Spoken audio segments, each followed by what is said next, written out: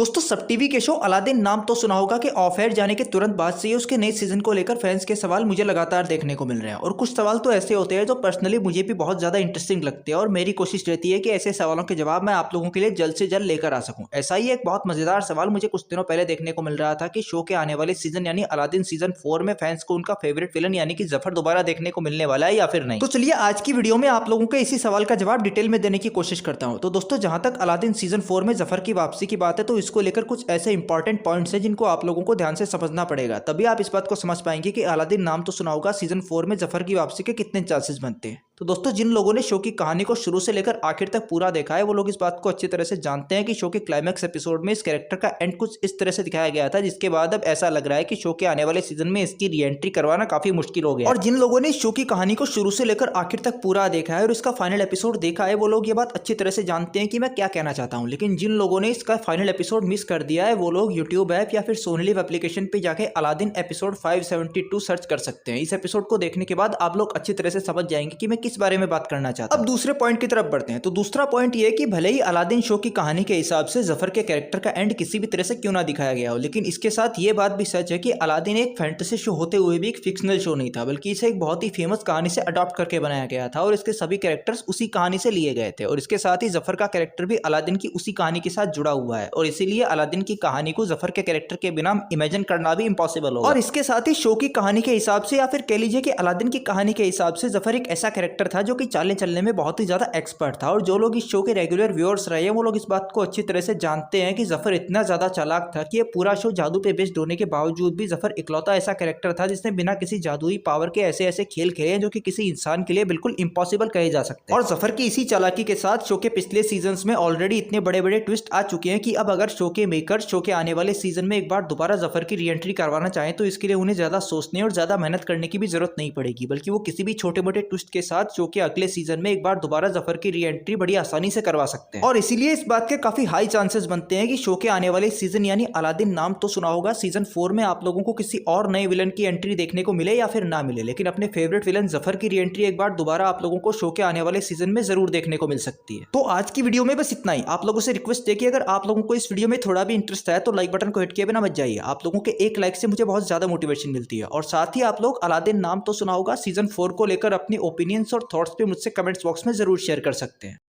अभी के लिए इतना ही। जल्दी मिलते हैं एक और नई और इंटरेस्टिंग अपडेट के साथ। तब तक के लिए बाय बाय, टेक केयर।